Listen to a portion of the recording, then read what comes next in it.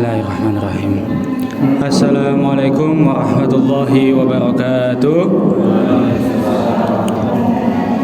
Innal hamdalillah nahmaduhu wa nasta'inuhu wa nastaghfiruh wa na'udzu billahi min syururi anfusina wa sayyiati a'malina may yahdihillahu fala mudhillalah wa may yudlil falan tajida lahu waliyyan mursyida. Asyhadu an la ilaha illallah wahdahu la syarikalah wa asyhadu anna Muhammadan abduhu wa rasuluh.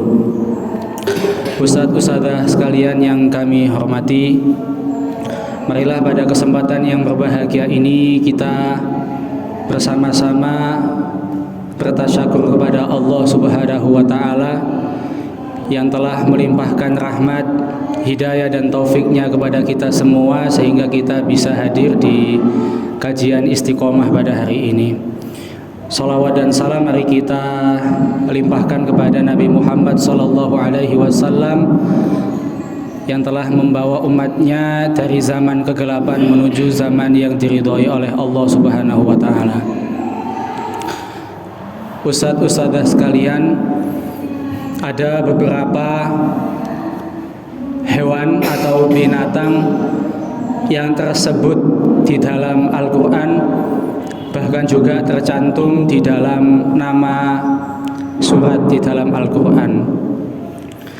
Apakah ustadz-ustadzah bisa menyebutkan mungkin satu persatu? Apa Ustadzah Alin? Hewan apa? Semut, nggih. Bener apa? Gajah. Bu Yufi, laba-laba, al-ankabut. Bu Yusi, napa Bu? Sudah Yusi. Hewan apa? Kucing. Kucing ngoten nggih, kucing. Bu Ani, napa Bu Ani? Semut. Bu Fitri? Burung napa? Ababil. Nggih. Ustadzah Anggi? Hewan apa lagi Ustadzah yang ada dalam Al-Quran? Gajah, kan tadi sudah. Nyamuk, ya, bangutotan itu ya. Ustadzah Amal? Ente? Nggih.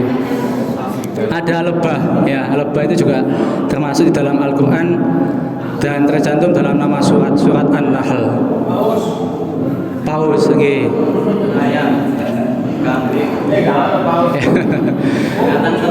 Oke, jadi ustadz-ustadzah sekalian, ada beberapa hewan yang memang diberikan oleh Allah keistimewaan sehingga namanya kemudian tercantum di dalam Al-Quran. Salah satu yang mungkin kita bahas pada hari ini adalah hewan lebah. Mungkin sudah pernah dengar ya, jadi ada filosofi lebah itu. Mengapa kemudian Allah mencantumkan atau memberikan perumpamaan manusia ini atau kita sebagai orang yang beriman ini seperti harus menjadi seperti lebah? Karena kalau kita melihat dalam kehidupannya lebah itu yang pertama, dia pasti hinggap atau dia pasti mengunjungi tempat-tempat yang baik, ya. Jadi lebah itu pasti hinggapnya di bunga, kemudian di tempat-tempat yang di sana ada unsur manisnya. Kemudian lebah itu juga dia itu mengkonsumsi hal-hal atau sesuatu yang baik, sehingga yang dimakan sama lebah ini itu insya Allah halalan thayyibah. Dan yang ketiga, dari apa yang dihinggapi atau yang didatangi oleh lebah dan apa yang dikonsumsi ini kemudian bisa menghasilkan sesuatu yang baik. Napa niku? Madu. Nah, madu ini luar biasa khasiat dan juga manfaatnya. Nggih Pak Arul nggih. Madu itu luar biasa manfaatnya Pak Arul nggih. Ya, luar biasa. Nah, maka kita sebagai orang yang beriman haruslah kemudian bisa mencontoh perilaku atau sikapnya lebah ini. Oke. Berbeda halnya dengan hewan satu lagi yang mungkin bisa menyerupai lebah, yaitu lalat.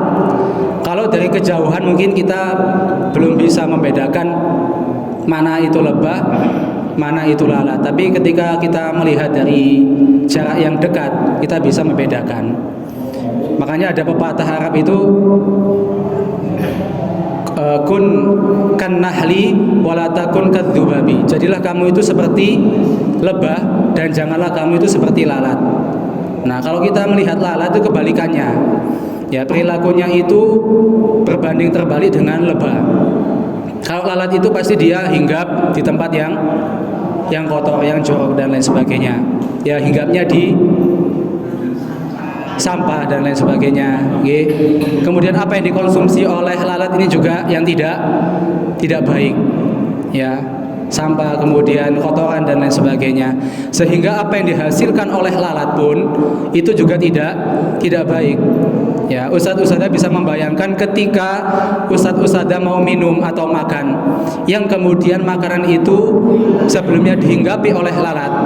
Ya, apakah merasa biasa saja atau enek, ya, merasa jijik dan lain sebagainya. Nah, tapi kalau mungkin yang hinggap itu adalah lalat, lebah, mohon maaf, maka insya Allah tidak ada masalah.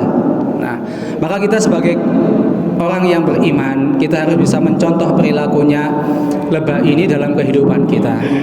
Ya, kita mendatangi ataupun kita hadir dalam tempat-tempat yang baik, ya, di majelis ilmu, ya, di masjid, yang mana di sana banyak mengandung atau terdapat kebaikan-kebaikan.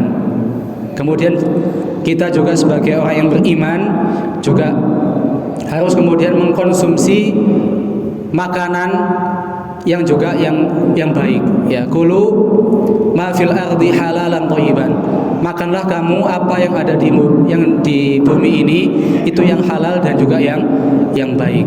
Ya, sehingga kita itu bisa menghasilkan, kita itu bisa mengeluarkan apa-apa yang ada dalam diri kita ini itu adalah yang terbaik. Apa yang keluar dari lisan kita, apa yang keluar dari perbuatan kita, ya, itu adalah kemudian sesuatu yang baik, yang bisa menyejukkan hati, yang membuat orang lain itu senang. Dan kalau kita itu kemudian mencontoh lebah itu adalah salah satu hewan yang banyak manfaatnya, yang mengundang banyak manfaat, maka kita sebagai orang yang beriman juga harus bisa bermanfaat bagi orang lain. Khairun nasi anfa'uhum linnas. Ya, sebaik-baik manusia itu adalah yang bermanfaat bagi orang lain. Ya, mungkin itu yang bisa disampaikan, dan semoga kita sebagai orang yang beriman ini mampu untuk bisa mencontoh perilakunya lebah dalam kehidupan kita sehari-hari. Aqulu qouli hadza wa astaghfirullah li wa lakum billahi fi sabilil haq fastabiqul khairat. Wassalamualaikum warahmatullahi wabarakatuh.